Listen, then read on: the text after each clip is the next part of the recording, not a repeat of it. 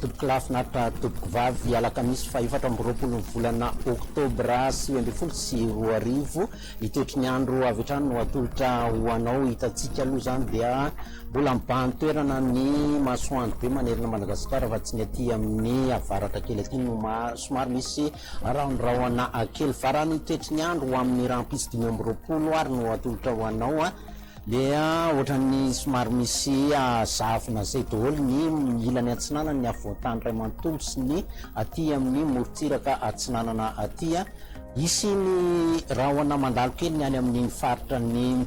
Nosy be Ambibe Ambanja iny any ankoatrizay moa dia masoandro be no andravotra ny toetry ny andro ny tolakandro indray kosa dia ny orana tandrifondrahona rankotroka aty amin'ny atsimo nosy aty atsimo atsinanana aty marina fa mety arahana tafiditra trany izy io any amin'ny faritra atsimo atsinanana iny ny apahany avaratra amin'ny faritry ny anosy ny ilany atsinanana faritry Iorombe ankoatrizay moa dia masoandro be no andravotra ny toetry ny andro nitsika fa raha ny maripana ary mifanaraka amin'izay ihany koa dia miakatrakatra kely daholo zany 13 17 ny aty amin'ny faritra anatiny tazantsika 20 hatramin'ny 17 na 9 ihany koa ny any amin'ny faritra hafa ny mafana indrindra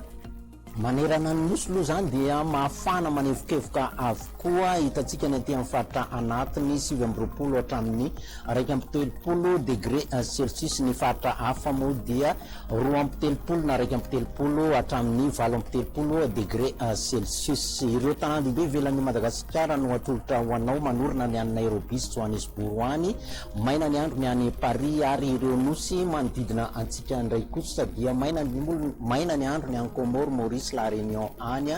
dia misy ny orana arahankotroka na ny orana na ny kotroka tsotra fotsiny any Seychelles any dia izay indray ny fotoana ny arahako taminao mameraka ny veloma mandrapitafa indray tompoko lasy tompoko vavy veloma.